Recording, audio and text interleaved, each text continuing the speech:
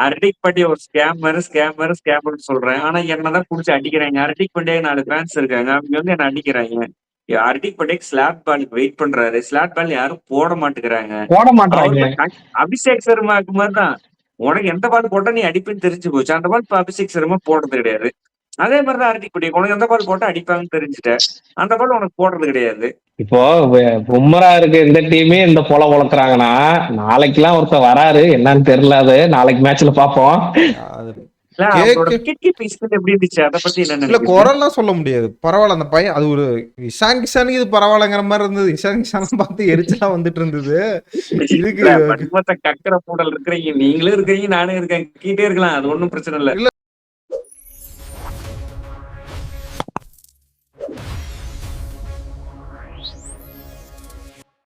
13 வருஷம் கழிச்சு ஒருத்தங்க ஃபர்ஸ்ட் மேட்ச் வின் பண்ணிருக்காங்க. நேத்து போட்ட ப்ரிடிக்ஷன் எல்லாம் தப்பு இருந்தாலும் இன்னைக்கு நான் சந்தோஷமா இருக்கேன்னா ஃபர்ஸ்ட் மேட்ச் மும்பை ஜெயிச்சிருச்சு. இதுல வந்து ரோஹித் சர்மா வேற திருப்பி பயங்கரமான ஃபார்ம்ல வந்திருக்காங்க. அதையும் பார்ப்போம். ஒரு 2-3 மிஸ்டேக் எல்லாம் பண்ணாங்க ரெண்டு டீமுமே, என்னன்னு பார்ப்போம். இது வந்து மும்பை vs கேகேஆரோட போஸ்ட் மேட்ச் ரிவ்யூ தான். அதுக்கு முன்னாடி சப்ஸ்கிரைப் பண்ணாம இருந்தீங்கன்னா சப்ஸ்கிரைப் பண்ணிட்டு பாருங்க. மெம்பர் பட்டன் ஆட் ஆயிடுச்சு. அதனால மெம்பர் கொடுத்துட்டு சப்போர்ட் பண்ணுங்க எங்களுக்கும். ஃபர்ஸ்ட் ஸ்டார்டிங்லேயே நான் கேகேஆர் பேட்டிங்ல இருந்து ஆரம்பிக்கிறேன். மேட்ச் போன போக்குலயே போயிடலாம். ஒரு பயங்கரமா அடிச்சிட்டு இருந்தாங்க இன்னைக்கு. பங்காளி சார் ப்ரொடெக்ஷன் தப்பு பண்ணது நீங்க, நாங்க இல்ல. நாங்க 2 பேரும் கரெக்டா தான் கொடுத்துட்டு இருக்கோம். நீங்க தான் முட்டையில இருக்கீங்க. தப்பு பண்ணாலும் சந்தோஷம்ன்றேன். நேத்து ஆர்சிபி ஜெயிச்சிருச்சு, இன்னைக்கு எம்ஐ ஜெயிச்சுது.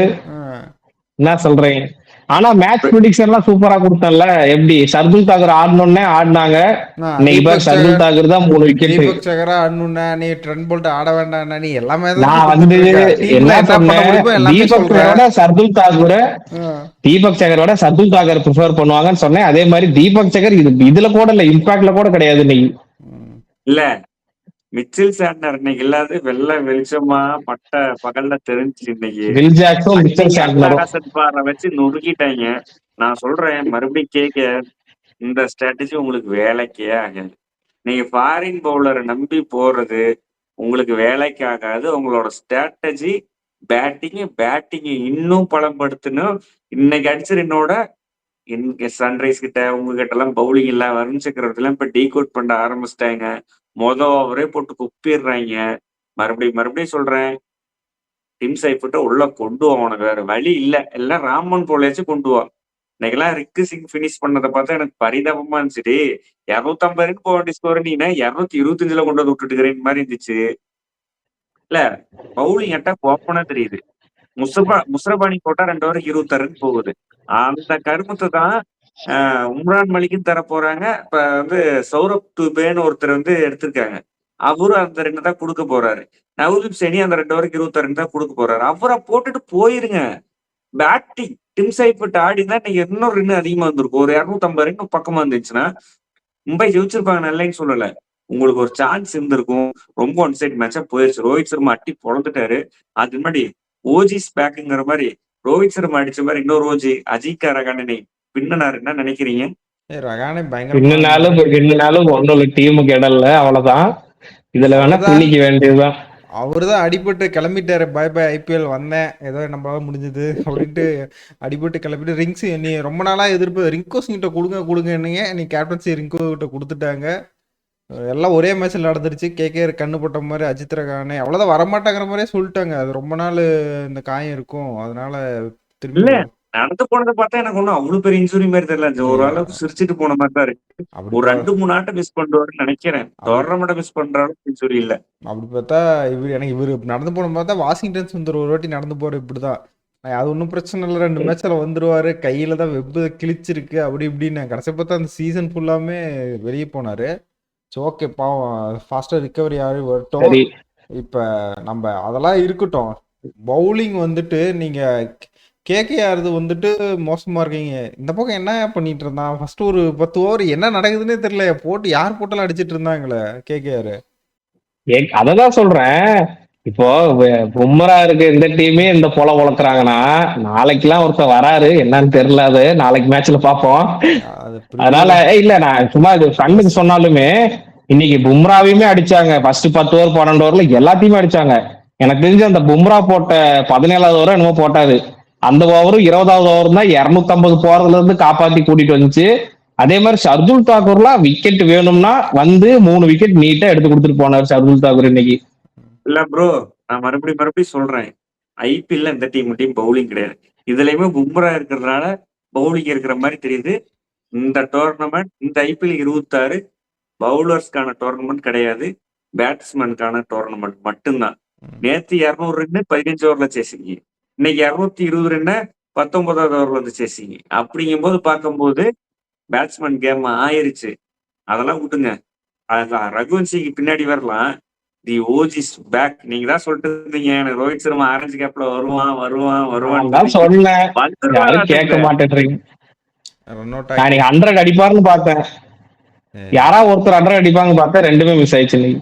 அதெல்லாம் கம்முன்றீங்க. அத்தனை ஆயிரம் கேட்ச் விட்டுட்டு இருந்தாங்க, சும்மா ரோஹித் சர்மா ஒரு கேட்ச் போட விடல. கேட்ச் எல்லாம் ஒரு கேட்ச் கூட மிஸ்டேக் ஆடவே கிடையாது.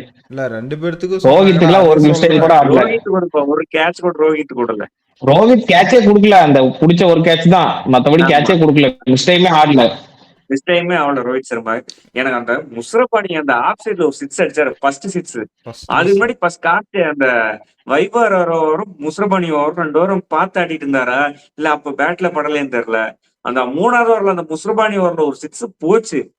ரோஹித் சர்மா கிட்ட இது மாதிரி 6 நான் பார்த்தல, வளர்ச்சி லெக் சைடு ஆடுவாரு. அது மாதிரி ஒரு டென்னிஸ் ஷாட் மாதிரி ஒரு 6 அடிச்சாரா, வாயை அடைச்சு போய் ஒரு நிமிஷம் நின்ட்டேன். எப்பா ரோஹித் சர்மாவா இது, இன்னும் இப்படிலாம் ஷாட் ஆடுறாரு அப்படின்னு மாதிரி மெய் மறந்து போய் நின்ட்டேன். மறுபடியும் சொல்றேன், அபிஷேக் சர்மா அடிக்கல, மறுபடியும் என் தலைவனை ரிட்டையர்மெண்ட்ல இருந்து வர சொல்லி கேடிஎம் கூப்பிட்டுருவாங்க, ஒழுங்கா அடுத்த மேட்ச் வர மாட்டாங்க. அது மாதிரிலாம் பண்ண மாட்டானுங்க, பண்ணக்கூடிய ஆளு கிடையாதுங்க. சாமி நீங்க சரி, ஓகே. அடிங்க சாமி. இல்ல. நீங்க T20 ரிட்டையர்ட் ஆகி வரது இருக்கட்டும். இல்ல அதே மாதிரி நான் இன்னொன்னு சொல்றேன், இப்போ அந்த இன்னைக்குமே மும்பை மேட்ச் எனக்கு தெரிஞ்சு 17வது ஓவர்லயோ 16வது ஓவர்லயோ முடிய வேண்டிய மேட்ச் 3 ஓவர் இழுத்துட்டு போயிட்டாங்க.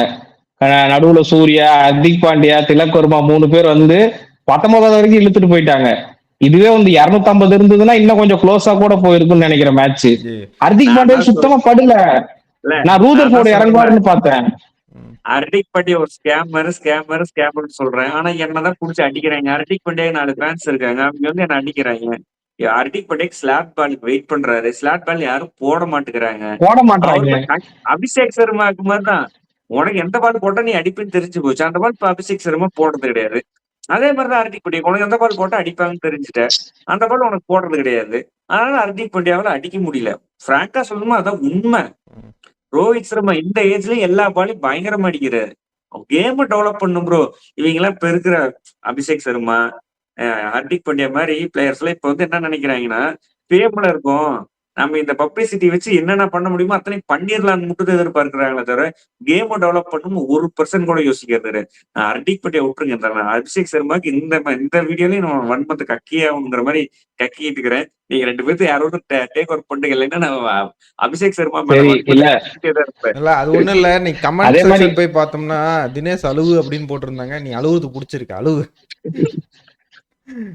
அதே மாதிரி இல்ல, இன்னைக்கு பேசின மாதிரி எல்லாரும் இந்த டீம்லயுமே பவுலிங்ல ஒரு ஓட்ட தான். இன்னைக்கு சாண்ட்னரும் வில் ஜாக்ஸும் இல்லைன்னா இந்த டீம்லயும் பவுலிங் ஒரு ஓட்ட தான். ஒரு 3 ஓவர் 4 ஓவர் ஷர்துல் தாக்கூர் மட்டும் இல்லைன்னா இன்னைக்கு 250 260 போயிருக்கும்னு நினைக்கிறேன். கரெக்டா விக்கெட் எடுத்தாரு, எப்ப விக்கெட் வேணுமோ அப்ப வந்து விக்கெட் எடுத்தாரு தம்பி. ஷர்துல் தாக்கூர் தம்பி அவன் அப்படிதான் தம்பி ஆரம்பிப்பான், போற போக்கே சரி. தீபக் சங்கருக்கு எனக்கு ஷர்துல் தாக்கூர் பரவாயில்ல. போன வருஷம் அதே மாதிரி சன்ரைஸோட ஒரு மேட்ச் சூப்பரா வந்து போட்டு 5 விக்கெட் என்ன எடுத்தாரு. அதுக்கப்புறம் என்ன புடிச்சு குப்புனாங்க. அதுக்கு தம்பி பண்ணுவான், டீமே அவன் தாங்கிற மாதிரி பண்ணுவான். கடைசியா கொண்டு போய் லாரியோட சேர்த்து தண்ணிக்குள்ள தள்ளி விட்டுருவான். அவனை நம்பாத. இல்ல தீபக் சங்கருக்கு எனக்கு அவனே பரவாயில்லன்ற. 2 பேருமே சேர்ந்து ஆட போறீங்க. நான் லிட்டில் பிட் ஷாக்கிங் நீ தீபக் சேகர் ஆடாம. நானுமே குயின் டிக்காக ஏன் ஆடல, நீங்க ரிக்கல்டன் போறீங்க எனக்கு புரியல. ரிக்கல்டன் அடிச்சிட்டாரு, அடிச்சாரு அதெல்லாம் ஓகே. அந்த ஸ்பாட்ட பத்தி பேசுறதே நம்ம ஷர்துல் தாக்கூர் ஸ்பாட் பத்தியுமே ஒண்ணுமே பண்ண முடியாது. அதான் பிரச்சனை. 2 தப்பான முடிவு எடுத்தீங்க, அது 2 சரியா போச்சு, அப்படி வேணா வச்சுக்கலாம்.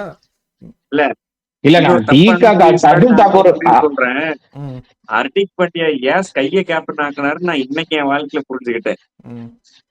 புரிஞ்சவும் ஹர்திக் பாண்டியாவ ம். கேப்டன் இல்லாம ஏன் கம்பீர் கையை இந்தியா டீம் கேப்டன் ஆக்குனாருன்னு எனக்கு இப்பதான் புரியுது. ஆ. கேவலமான கேப்டன்சி பண்ணி ஜெயிச்சிட்டீங்க பாத்தீங்களா? இதனாலதான் எனக்கு வந்து ம். இல்ல உங்களோட ஓவர் இப்படி 1, 3, 5, 7 1வது ஓவருக்கு அப்புறம் ஆளை காணோம். அதுக்கப்புறம் 3 ஓவருக்கு 50 ரன் அடிச்சுட்டாங்க. ஹர்திக் பாண்டியா நான் தான் பெரிய பவுலர்ன்ட்டு அதுக்கப்புறம் வந்துட்டாங்க. 16வது ஓவர்னு வந்தாங்க. குப்பிட்டாங்க. இல்ல எனக்கு என்ன புரியலன்னா ஒரு 10 பேர் வந்து மும்பை ஜெயிக்கணும்னு விளையாண்டாங்க. அந்த ஒரு ஆள் மட்டும் மும்பை எங்கேயா கொண்டு போய் கவுத்த முடியுமான்னு பார்த்துட்டு இருந்தாரு. பேட்டிங்லயும் சரி பவுலிங்லயும் சரி. ஆனா பாரு அந்த டீம் ஏதோ ஒண்ணு பண்ணி ஜெயிச்சிருச்சு. ரோஹித் சர்மா மட்டும் அடிக்கலைன்னா ரோஹித் சர்மா ரிக்கல்டன் அடிக்கலன்னா இந்த டீம் கொண்டு போய் உளுந்திருக்கும். எங்க ஒரு 50 ரன் அடிச்சு அவுட் ஆயிருந்தா உளுந்திருக்கும். ஆனா பாரு 13 வருஷமா ஜெயிக்காத டீம் ஹர்திக் பாண்டியா தான் வந்து ஜெயிக்கணும்ன்றதா புரிஞ்சுக்கோங்கடா பல்தான்ஸ். ஏன்டா இப்படி இருக்கீங்க? அவனை ஏன்டா திட்டுறீங்க? ப்ரோ ம். விடுங்க ப்ரோ. இன்னைக்கு நான் அப்புறம் ரகுவன்ஷி நாம் பேசாம மறக்க கூடாது. வீடியோ முன்னாடி ரகுவன்ஷி நாம சொன்னோம், ப்ரிவியூலயே சொன்னோம் ப்ராமினென்ட்டா ஆடுவாருன்னு. கரெக்டா ப்ராமினென்ட்டா ஆடினாரு. 50 ரன் அடிச்சு எங்கடா கொடுத்துட்டு எங்க நீட்டா போயிட்டாரு. எங்கடா ப்ராமினெண்டா சொன்னீங்க? ஆமா அந்த பையன் ஆடு ஃபர்ஸ்ட் ஒரு 8 பாலுக்கு 8 ரன் அடிச்சிட்டு இருந்தான். என்னடா பண்ணிட்டு இருக்க? ஏன்டா மிடில் ஆர்டர்ல வந்து கொண்டுட்டு இருக்க? அப்படிம்போது எப்ப அந்த பையன் 50 அடிச்சான்னு தெரியல பாக்குறேன். 29 பாலுக்கு 50. என்னடா சொல்றீங்க? எப்படா 50 அடிச்சான்? அப்படிதான் நடுவுல அந்த இருந்தது. கசன் ஃபார்வ் அவர் ஒண்ணு புட்டிச்சு ஆஹ் குப்பிட்டாங்க. நல்லா நானும் என்னடா சொல்லி 50 அவ்வளவுதான். அடிச்சிட்டியா அப்படிங்கிற மாதிரிதான் இருந்தது. இல்ல அவங்களோட கேக்கு விக்கெட் கீப்பிங் ஸ்கில் எப்படி இருந்துச்சு? அதை பத்தி என்ன இல்ல நினைக்கிறீங்க? குரல்லாம் சொல்ல முடியாது. பரவாயில்ல அந்த பையன் அது ஒரு இஷான் கிஷானுக்கு இது பரவாயில்லங்கிற மாதிரி இருந்தது. இஷான் கிஷான் பார்த்து எரிச்சலா வந்துட்டு இருந்தது. இதுக்கு இல்ல பனிமத்த கக்கற மூடல் இருக்கிறீங்க, நீங்களும் இருக்கீங்க, நானும் இருக்கேன், கீட்டே இருக்கலாம். அது ஒண்ணும் பிரச்சனை இல்ல. இல்ல டக்குன்னு எனக்கு நான் இப்ப புது விக்கெட் கீப்பருங்கிற அந்த மைண்ட் செட்டே எனக்கு போகல. அப்படிலாம் ஒன்றும் எது பெருசா தப்பான மாதிரிலாம் எனக்கு தெரியல. அதனால சொல்றேன் ரகுவன்சி. ஆனா எனக்கு தெரிஞ்சு கேகே மிடில் ஆர்டர்லாம் ரொம்ப இதா இருக்கு. இந்த இல்ல மிடில் ஆர்டர் வச்சு எப்படி போவாங்கன்னே தெரியல. ஒரு 250 இல்ல போக bro. வேண்டியது 200ல 220 நின்று போச்சு. இல்ல அததான் நான் சொல்ல வரேன். பிளஸிங் முஸ்ரபானி ஆடுறது வேஸ்ட் ப்ரோ. பிளஸிங் முஸ்ரபானி வேர்ல்டு கப்ல நல்லா பண்ணாரு, நல்லன்னு சொல்லல. எங்க பண்ணாரு? அபினவ் முகுந்த் அந்த பாயிண்ட் கரெக்டா சொன்னாரு. ம். ஸ்ரீலங்கால பண்ணாரு. இந்தியால சூப்பர் ஹிட்ல எல்லா மேட்சும் போட்டு குப்பிட்டாங்க. இங்க வந்து பேட்டிங் ட்ராக்ல முஸ்ரபானி வந்து வேலைக்கு ஆகாது. நீங்க ரீப்ளேஸ்மெண்ட் எடுத்தது வேன் செல்விக்கு எடுத்தா, வேன் செல்விக்கு வந்து இந்தியால விக்கெட் எடுத்தாரு. ம். அவர் எடுத்திருந்தா கூட ஒரு நியாயம் இருக்கு. இந்தியால அடி வாங்கின பவுலர் எடுத்து நீங்க வந்து அதுக்கு கார்த்திக் தியாகி வாய்ப்பு கொடுத்தீங்க. கார்த்திக் தியாகின்றது நான் எதிர்பார்த்த ஒரு நோ பால் வரும்னு ரோஹித் சர்மா கையை உடைச்சிருப்பாரு. அதே மாதிரி போட்டாரு. அதை விட்டுருங்க. உம்ரான் மலிக் இருக்கிறார், நவ்தீப் சைனி இருக்கிறார், அந்த தூபேன்னு ஒரு பவுலர் எடுத்தாங்களா அவரு இருக்கிறாரு. யாரோ ஒரு இந்தியன் பேசர் போட்டுட்டு எப்படியுமே 4 ஓவர் 40 ரன் போக போகுது யார் போட்டாலுமே. அது கொடுத்துட்டு நம்ம பேட்டிங் ஸ்ட்ரென்தன் பண்ணணும்னு நினைக்கணும். எந்த டீமுமே அதை நினைக்க மாட்டேங்குது. சன்ரைஸ்மே இது லிவிங்ஸ்டன் ஆட வச்சு பேட்டிங் டூ ஸ்ட்ராங்கா பண்ணி இருந்திருக்கலாம். ஒரு 250 ரன் போற மாதிரி. என்ன ஸ்ட்ரென்த் பண்ணுமோ அதை ஸ்ட்ரென்த் பண்றதை விட்டுட்டு டீமை பேலன்ஸா காட்டுறதுக்கோசரம் டீமை வீக் பண்ணிட்டுக்கிறாங்க. அதுதான் உண்மையான காரணம். இந்த கேகேஆர் எஸ்ஆர்எஸ் எல்லாம் தோக்கறதுக்கு காரணம். உண்மையை சரி. சொல்றேன். சரி, okay. MI too strong. Too strong பேட்டிங்ல பயங்கர ஸ்ட்ராங்கா இருக்கு பேட்டிங். இல்ல இன்னைக்கு இம்பாக்ட்ல அஸ்வினி குமார் எடுத்துருவாங்கன்னு நினைச்சேன். ஏன்னா பயங்கரமா எல்லாத்தையும் போட்டு அடிச்சிட்டு இருந்தாங்க. அஸ்வினி குமார் எடுத்து இன்னைக்கு போட்டிருந்தா இன்னும் கொஞ்சம் பெட்டரா இருந்திருக்குமா? இல்ல வேற பாஸ்போர்ட்ல யூஸ் வேற பண்ணிருக்காங்க? நீங்க எக்ஸ்பெக்ட் பண்ணது 250 எக்ஸ்பெக்ட் பண்ணீங்க. 220 தான் வந்து சந்தோஷப்பட்டு பேட்டிங் ஆட வந்துட்டீங்க. அது இப்ப எல்லா டீமுமே 250 வந்திருக்கும். அதுதான் இப்ப எல்லா டீமுமே அந்த பும்ராவோட நாம ஓவர் தான். இல்ல நாம இப்ப பழகிக்கணும். 200 எல்லாம் பார் ஸ்கோர் கிடையாது. 230 தான் பார் ஸ்கோர். 250னா வின்னிங் ஸ்கோர். அப்படிதான் பார்க்கணும். இப்போ நேற்று மேட்சும் சரி இன்னைக்கு மேட்சும் சரி அதுதான் இது பண்ணுது. இப்போ அதை கூட விடுங்க. இப்போ இதெல்லாம் விடுங்க. இப்போ 8 ஓவர் வந்து ஸ்ட்ராங்காக இருக்கு கேகேஆர்னு சொன்னோம். சுனில் நாராயண், வருண் சக்கரவர்த்தியில் இங்கிருந்தே மொதல் ஒரு போட்டா 20 ரன் போகுது. எனக்கு இப்படிலாம் வருண் சக்கரவர்த்தி பார்த்தே வேர்ல்டு கப்ல இருந்து அடிக்க ஆரம்பிச்சிட்டாங்க, டீகோட் பண்ண ஆரம்பிச்சிட்டாங்களா என்ன? அவ்வளோதானா கேரியர் ஓவரா? வேரியேஷன் பிடிச்சே ஆகணும். ரொம்ப கஷ்டம். 2-3 ஆட்டம். ஏன் அனுகுல் ராய்க்கு முன்னாடி ஓவர் தரலன்னு எனக்கு அது ஒரு கேள்வியா இருக்கு. ஒரு ரிக்கில்டன் ஆனதுனால கொடுக்கலையானமோ. லெப்ட் ஆர்ம் ஸ்பின்னர் கொஞ்சம் ரோஹித் சர்மா கேஸ். அந்த வாய்ப்பை ஏன் அவங்க யூஸ் பண்ணிக்கலன்னு எனக்கு தெரியல. இல்ல சுனில் மத்தபடி நாராயண்கிட்டே ரோஹித்துக்கு பெருசா ரெக்கார்ட் கிடையாது. நிறைய அவுட் தான் ஆயிருக்காரு சுனில் நாராயண் கூட. அவங்க அந்த ஸ்ட்ராட்டஜி எல்லாம் ட்ரை பண்ணவே இல்லை இன்னைக்கு. அதுவுமே இன்னைக்கு கேப்டன்சியே கொஞ்சம் இதாதான் இருந்தது கேகேஆர். ரகானே மொதல் ஓவர்லேயே ஒரு 2வது ஓவர்லேயே நம்ம அடிப்பட்டு கிளம்பிட்டாரு. சரி நம்ம அதெல்லாம் இருக்கட்டும். நம்ம ஒரு கான்டெஸ்ட் நடத்தினோமே. நம்மளாம் இவங்க எதுவுமே தப்பான ஆன்சர் தான் கொடுப்பாங்கன்னு பார்த்தா நிறைய பேர் கரெக்டான ஆன்சர் கொடுத்துருக்காங்களே. அவங்க பேர்லாம் சொல்லிடு. அவங்களுக்குலாம் ஒரு 7 பேர் கரெக்டா ஆன்சர் சொன்னாங்க. 7 பேர் கரெக்டா சொன்னாங்க. தலை ஃபார் ரீசனா? இல்ல பேர்லாம் தப்பா படிக்கிறேன்னு நினைக்காதீங்க. பேர் ரொம்ப டஃப்பா தான் இருக்கு. அமூஸ் சேகர்ஸ்னு ஒருத்தர், மணிகண்டன் C5R5H அவர் ஒருத்தர், FFTN கேமர்ஸ் 3657 ஒருத்தர், அஜோஸ் கிளிக்ஸ் அவர் ஒருத்தர், ஹேசன் முல்லக். தம்பி நீ இங்கேயே வந்துட்டியா? ஹேசன் முல்லக், வேர் ஹவுஸ் JPC 7662, அஜித்தே 6604. இவங்க 7 பேர் கரெக்ட் ஆன்சர் சொல்லியிருக்கீங்க. இன்னும் நம்ம கிட்ட 6 நாள் மிச்சம் இருக்கு. நீங்க கண்டினியூ பண்ணுங்க. உங்களுக்கு கிஃப்ட் காத்துட்டே இருக்கு. லீடர் போர்ட்ல யார் லீடை எடுத்து நம்ம கிட்ட இந்த பிரைஸ வாரத்தில் தட்டிட்டு போறீங்கன்னு பார்க்கலாம். ட்ரை பண்ணுங்க. இனிமே ஈஸியானதா கேள்வி வரும். சரி, ஓகே, ட்ரை பண்ணுங்க. அடுத்தது CSK vs RR ப்ரிவியூலயும் கேள்வி இருக்கு. அந்த ப்ரிவியூ ஷோவையும் பாருங்க. அதுல பார்த்துட்டு நீங்க பதில சொல்லுங்க. கரெக்டான பதிலுக்கு வார கடைசியில் லைவ்ல வந்து யார் வின் பண்ணுவாங்கன்னு நாங்க சொல்லிடுவோம். அதனால லைவையும் கண்டினியூ பாருங்க. இந்த வீடியோ மும்பை ஃபேன்ஸ் எல்லாமே ஹாப்பியா இருக்கும். எல்லாம் ஹாப்பியா போய் தூங்குங்க.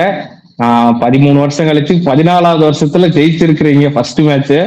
அதனால போய் எல்லாம் ஹாப்பியா தூங்குங்க. இந்த வீடியோ ஏதாவது முடிச்சுக்கலாம். CSK RR ப்ரிவியூ மேட்ச்ல உங்க எல்லாத்தையும் சந்திக்கும் போது எல்லாத்துக்கும் நன்றி, டாடா, பாய்.